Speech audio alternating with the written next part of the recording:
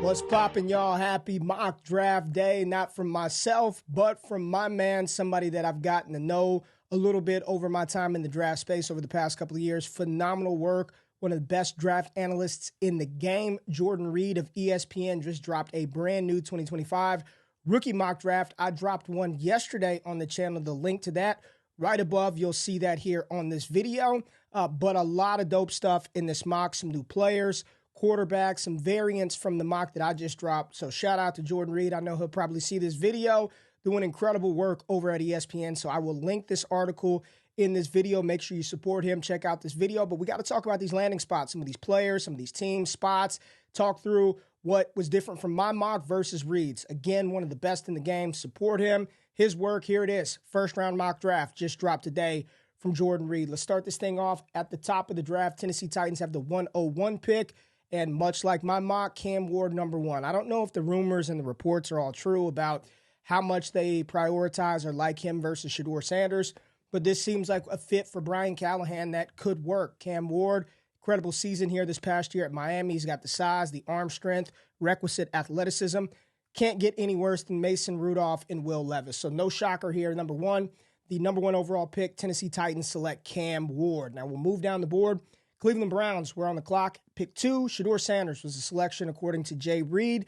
In my mock, I did not give the Cleveland Browns a quarterback. Instead, they went with Travis Hunter and ended up picking up Jalen Milroe in the second round. But right here, this is the Browns' dilemma. You've got Deshaun Watson apparently suffering some setbacks with his Achilles tendon surgery recovery, and he may not play in 2025. So if that doesn't happen, my question for everybody out there, and I don't know how much of this is smokescreen, how much of this is fantasy football hate, but it seems like there's a lot of disdain out there for Shedeur Sanders. And if he doesn't have the requisite arm strength, my only question is this the type of quarterback that you want in Cleveland? Outdoors, in AFC North, this is a tough division, so you better make sure you've got the right quarterback to go toe-to-toe with Joe Burrow, Lamar Jackson, and the defense that the Steelers will roll out.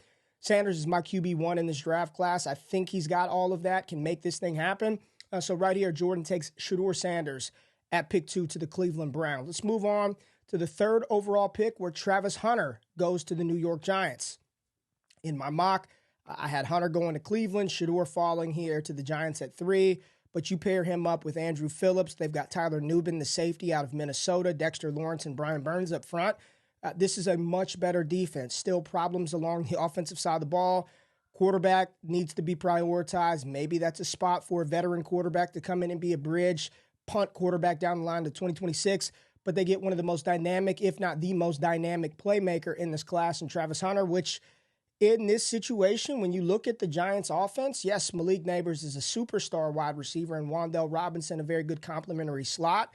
I think there's a world where Hunter can get on the field and play some offense for this Giants team. Now, who's throwing him the ball? We will figure that out down the line. But in this mock, Hunter goes number 3 overall to the Giants. This would be a good pick for the New York Giants, even though I know they want a quarterback. At pick 4, Kelvin Banks, big offensive tackle out of Texas, goes to the Patriots. I had him falling down the board a little bit in my mock. I believe he went 12th overall, 11th overall to the 49ers. And Abdul Carter was the selection here for New England. But this makes a ton of sense. You've got a young rookie quarterback, new head coach, new offensive coordinator coming in. Protect Drake May, who looks like he could be one of the good ones in this league. So Kelvin Banks, tackle out of Texas, goes to the New England Patriots at 4. Will Johnson, quarterback out of Michigan, goes to the Jacksonville Jaguars at 5. I think Johnson is the best pure cover corner in this class. He may not have the type of athleticism that Travis Hunter has, but make no mistake about it, that does not take away from how good of a cornerback prospect Will Johnson is. Complete corner next to Tyson Campbell. I've continued to talk about this. You give this Jacksonville team 2 bookend cornerbacks for the foreseeable future. They've already got Tyson Campbell locked up. I really like this in a division where you're going to have to deal with C.J. Stroud twice a year. Titans in this division upgraded their quarterback position with Cam Ward. And whatever the Colts figure out with Anthony Richardson and co., they're going to need some defense under a new regime. I love Will Johnson, and I think this would be a good fit for the Jags. At pick 6, Raiders. Love it from my Las Vegas Raiders. Abdul Carter, the most explosive edge rusher in this class. I think is a 10-plus sack guy out the gate. Love him. Not going to compare him to Micah Parsons, but I am excited to see him test at the combine to see what that athleticism on paper, what those numbers actually look like. But, I mean, you look at it right here, 17.7% pressure rate, fourth best in the country, and 11 sacks, 6'3", 260 pounds. I mean, falling to 6 right here with everything that's going on with Max Crosby, this would be a home run selection. And my favorite pick here inside the top 6, Abdul Carter is a stud. Penn State does it again, and he's going to be a good player in the league. So this would be a great pick for the Raiders. At pick 7, the Jets took Mason Graham. This is a common pairing here. Best player available, one of the best defenders, one of the best overall players in this class.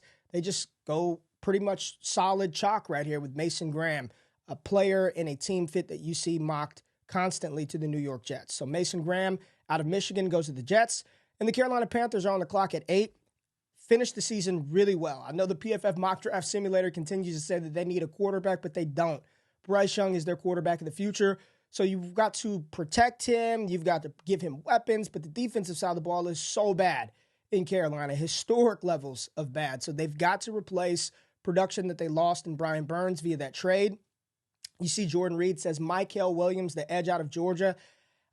I gave Carolina an edge as well. I gave him Nick Scorton out of Texas A&M.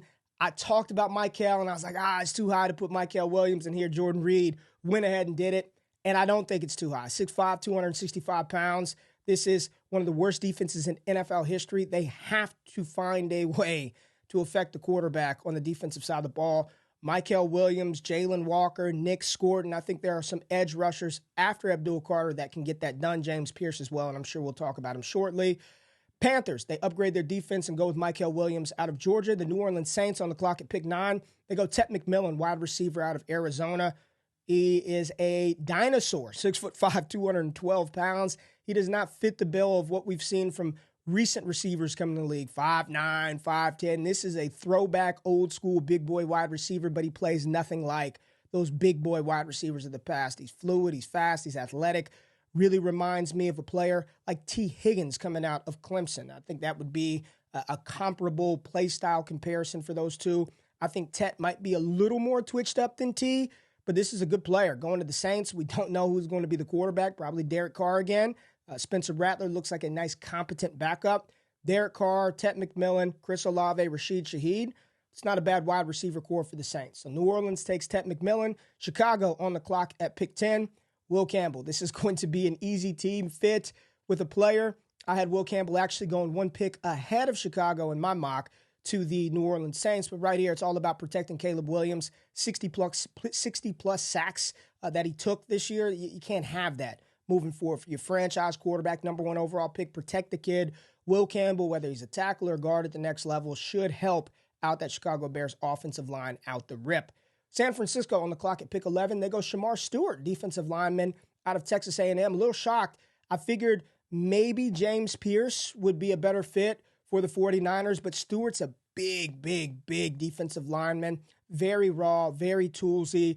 You see 6'6", 290-pound frame. So maybe one of those defenders that can really help take on the run game, let Nick Bosa do his thing on the other side, just getting after the quarterback. So Shamar Stewart at 11 to the San Francisco 49ers, and my Dallas Cowboys on the clock at pick 12, and there it is. Surprise, surprise, Ashton Jeanty, running back from Boise State, the RB1 in this class, goes to Dallas. Big need, the running back position for the Cowboys. In my mock, I had them taking Jalen Walker at 11, and in round 2, because the running back class is so incredibly deep, they took the edge rusher, the outside linebacker, and Walker in round 1. In round 2, they were able to grab Caleb Johnson, running back out of Iowa. I would be perfectly fine with that scenario if I were Cowboys, if as Cowboys fans, passing on the running back in round 1, taking the running back in round 2. And I don't want to say this is shades of 2016 all over again, but Zeke Elliott went early and Derrick Henry was the second rounder. As great as Zeke was, there are running backs in this class that I don't think you have to spend this high of a pick on when there's still some really good players on the board. So Jeanty is going to be a common pairing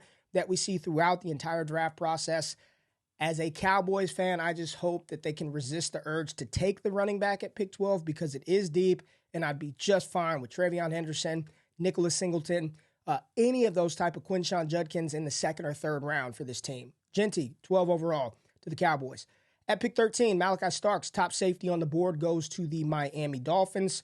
There it is. Javon Holland is a free agent, so the Dolphins are going to have a need at that position. They're going to have a need at wide receiver, too, apparently, with Tyreek Hill wanting out of town, but he's under contract. Malachi Starks, 13th overall to the Dolphins. Tyler Warren, I've been all over this for a month. Give Anthony Richardson an easy button option.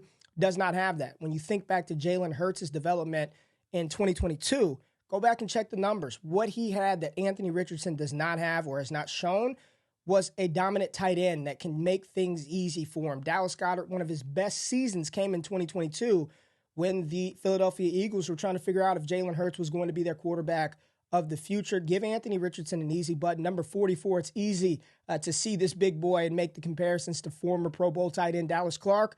Tyler Warren is the best tight end in this class, and I think this would be a great fit, whether it's Anthony Richardson at quarterback or somebody else potentially in 2026.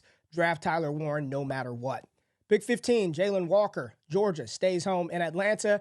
This is another one where you either see Mykel Williams or Jalen Walker in my mocks. The Falcons, I like Ellis on the outside.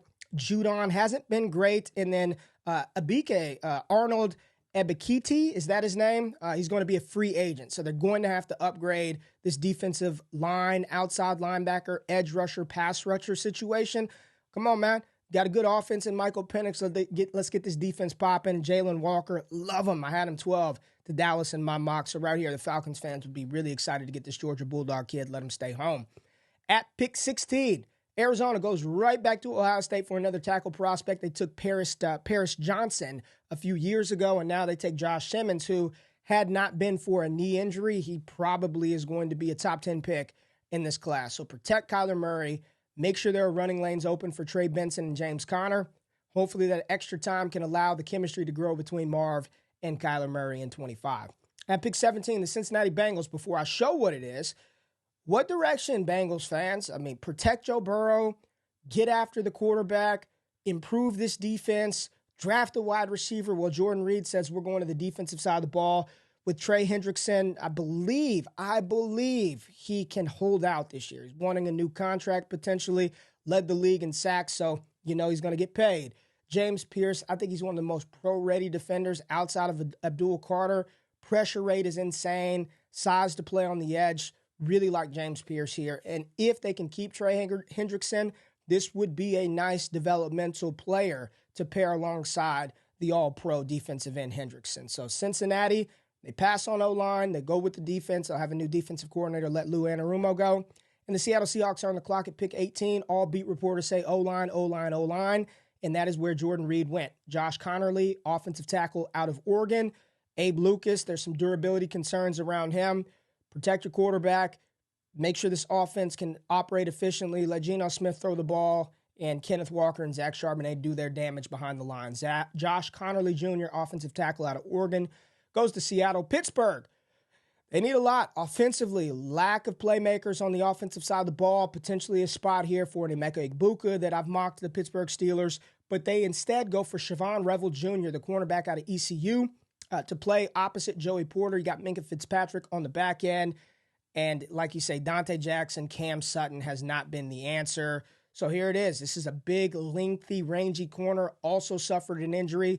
Don't know where he's at in his recovery process, but if all things check out at 6'3", 190 pounds, I think Mike Tomlin can make something shake with him.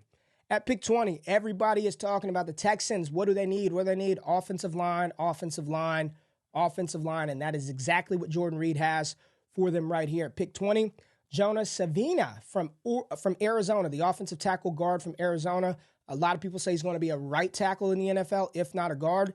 6'5", 336. I don't really care where you play him at. If he can block and keep C.J. Stroud upright, let's do it. I know they need some wide receiver help. Stephon Diggs' recovery looks like it's going well. Tank Dell out for the season. Joe Mixon, not very efficient, but let's get him an offensive lineman. Keep C.J. Stroud upright. Create some more rushing lanes for Joe Mixon. Jonas Savina out of Arizona, offensive tackle guard, goes 20th overall to the Houston Texans. Denver's on the clock at 21. They get Bo Nix, a weapon, in Luther Burden III. I think this would be a good fit with Sean Payton. I have mocked a tight end to the Denver Broncos repeatedly in my mocks. They let Greg Dulcich go. You've got Nate Adkins and Adam Troutman. They need a dynamic option.